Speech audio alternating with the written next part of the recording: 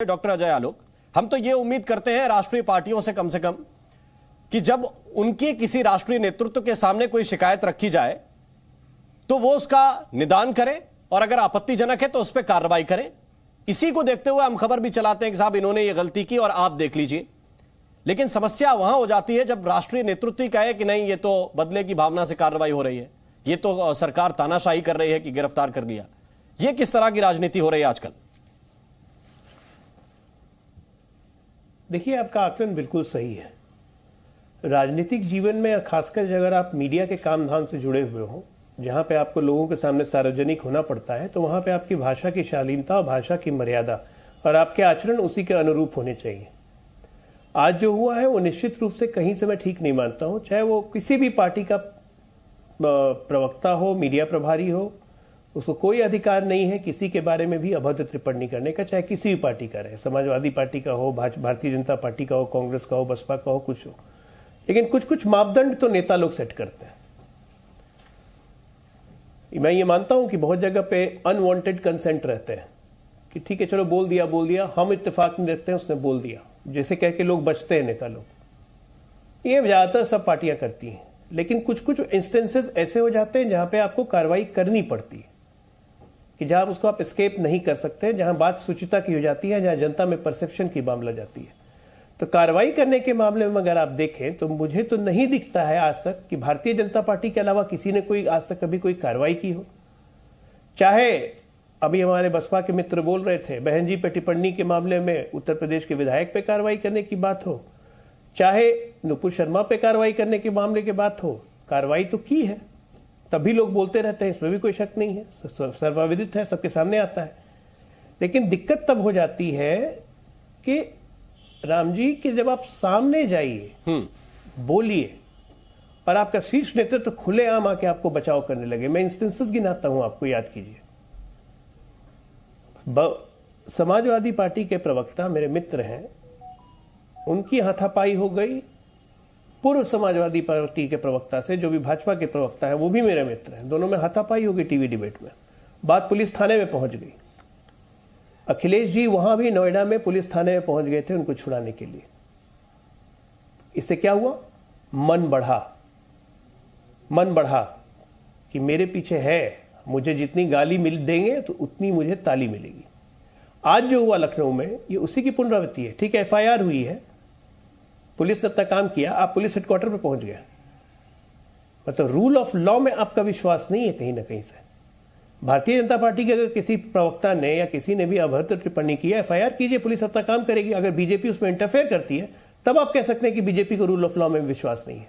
लेकिन क्या कोई पार्टी का शीर्ष नेतृत्व एक अभद्र टिप्पणी के मामले में अपने पार्टी के प्रवक्ता और उस पर कार्रवाई करने के लिए उसकी जगह पुलिस स्टेशन पहुंच जाएगा और बोलेगा? उसका लॉजिक ये रहेगा कि गलत भाषा में सवाल करोगे तो गलत भाषा में जवाब मिलेगा। ठीक है, मनोज यादव आपका उत्तर दे रहे हैं। इसका मतलब कि सब कोई शालीनता छोड़ दे, फिर हटाइए सिस्टम को, लठ लेके निकलिए, जिसमें लठ भारी वो जीत जाएगा, वही चलाएगा देश। ऐसे चलता है क्या कहीं? मनोज, और वो टीवी पे आके सार्वजनिक तौर पर ये बात बोल रहे हैं, सबसे बड़ी गैर जिम्मेदाराना स्टेटमेंट ये है। जो बात आलोक जी ने कही है और जो बात विक्रम सर ने कही है, ठीक कहा विक्रम सर ने कि यत्र नारी पूज्यन्ते रमन्ते तत्र देवता, यत्र तास्तु न पूज्यन्ते सर्वास्त्र फला क्रियाचना। ये हमारी परंपरा रही है कि हम नारी का पूजा करते हैं। नारी हमारे लिए, चाहे वो हमारी बहन बेटी हो, आपकी हो, किसी की हो, सम्मानित है। मैंने वही बात आपसे कहा। जो आलोक भाई ने बात कहा कि रूल ऑफ लॉ है, तो साहब रूल ऑफ लॉ के ही, संविधान के ही अनुच्छेद 14 में यह है कि everyone is equal before the law. उसको डीजी साहब भी जानते होंगे। तो जिस तरह के आप अमर्यादित टिप्पणी करने वाले, संदीप सिंह ने एक मिनिस्टर होकर के हरियाणा में क्या किया? उत्तराखंड में बेटी के साथ बर्बरता का व्यवहार करने वाले किस पार्टी के लोग थे? बीजेपी के लोग थे। वहां हरियाणा कौन लोग थे? बीजेपी के लोग थे। अभी दिल्ली में बेटी के साथ क्या हुआ है? कौन लोग थे? बीजेपी के लोग थे। तो जो लोग व्यवहारित कर रहे हैं, व्यवहार दुर्दांत व्यवहार, मतलब क्या नहीं कर रहे हैं, वो सब भारतीय जनता पार्टी के। और मैंने आपसे कहा, ये उदाहरण है कि इस देश में बड़े बड़े जर्नलिस्ट जो हैं और जिन पर अभद्र टिप्पणी करने वाले, जिनको रेप तक की धमकी देने वालों को इस देश के सर्वोच्च व्यक्ति फॉलो करते हैं, उनके खिलाफ कार्रवाई कब होगी? आलोक जी ये बताइए कि संविधान का 14 आर्टिकल क्या कहता है, अनुच्छेद क्या कहता है? ये सबके साथ समता का भाव रखना चाहिए कानून को। अजय आलोक यही तो रूल ऑफ लॉ है। तो आप एक व्यक्ति को एफआईआर करेंगे नॉन अवेलेबल ऑफेंस में, क्योंकि वो समाजवादी पार्टी का कार्यकर्ता है, नहीं मनोज भाई, आप बिल्कुल और जो बीजेपी का रहेगा उसका मात्र आप कोरम पूरा करके उसको छोड़ देंगे। जवाब ले लीजिए मनोज भाई। आप जो बात बोल रहे हैं मैं बिल्कुल सहमत हूं कि रूल ऑफ लॉ सबके लिए समान है। आर्टिकल 14 का आपने उदाहरण दिया, बहुत अच्छा है। अखिलेश जी तो उस वक्त मुख्यमंत्री थे ना, जब आजम खां किसी की चड्डी का रंग बता रहे थे। अभी इतने बड़ा श्लोक आपने महिला के बारे में पढ़ा, उस वक्त ये श्लोक कहां गया था? देखिए आलोक भाई, बिल्कुल अभद्र बात आप कर रहे हैं। कभी नहीं बता रहे। मैं कंप्लीट कर दूं, मैं कंप्लीट कर देता हूं ना। 1 मिनट फिर बोलिएगा, एक साथ जवाब दीजिएगा ना। अरे बौखलाने की जरूरत नहीं है, एक साथ जवाब दे दीजिएगा। किसी के बहन बेटी एक साथ जवाब दे दीजिएगा ना। अभी आजम खान सुनते ही आप उछलने लगे। 1 मिनट सुनिए, नहीं ऐसे नहीं होता ना राममोहन जी। मनोज जी अब ये बोलते रहेंगे, मेरी बात ही नहीं सुनेंगे। बयान सबके सामने था और आपको मैं बता रहा हूं, अभी मैंने राममोहन जी को बताया। 1 मिनट हमारे नेता की जो मैं भी नहीं चाहता कि वो निम्न स्तर की टिप्पणियां दोबारा दोहराई जाएं। पार्टी दफ्तर तक नहीं गई है, उसके तक के खिलाफ बीजेपी के लोगों ने टिप्पणी करा। इसीलिए मैंने शुरुआत में भी कुछ चीजें संदर्भों में ही कही। मैं आलोक जी आपसे भी कहता हूं कि निम्न स्तर की चीजें ना ही दोहराई जाए तो बेहतर है। अगर संदर्भों में जनता को समझ में आ जाए तो ज्यादा अच्छा। तो महिला, मैं ये कह रहा हूं महिला के श्लोक पे बोल रहा था कि उस वक्त अखिलेश जी मुख्यमंत्री थे, तो उस वक्त महिला का श्लोक याद नहीं था। दूसरी बात, ये बात तो आप पैनल में बैठे हुए सभी लोग मानेंगे कि आज अखिलेश जी की वही हैसियत है समाजवादी पार्टी में जो प्रधानमंत्री मोदी जी की हैसियत है भारतीय जनता पार्टी में। इसमें तो कोई दो मत नहीं है।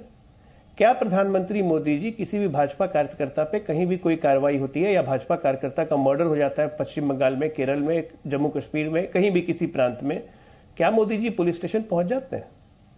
या कोई भारतीय जनता पार्टी का जिम्मेदार आदमी पुलिस स्टेशन या पुलिस हेडक्वार्टर पहुंच जाता है और पुलिस वालों को कहता है कि मैं चाय नहीं पीऊंगा, तुम जहर दे दोगे?